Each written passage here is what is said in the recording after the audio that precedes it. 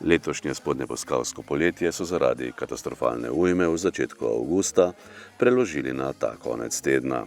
Nocoj je na Spodnji Posavini nastopila skupina Fehtarji. Več o prireditvi je povedal predsednik krajevne skupnosti Spodnja Posava Marko Teskač. Tudi današnji večer, ki smo ga skupaj, moram povedati, z skupino Fehtarji nekako prestavili kljub njihovemu natrpanemu urniku, ampak fantje res so imeli tole posluh za predstavitev tega koncerta, ampak z dobrodelno noto, tako kot ste omenili že sam.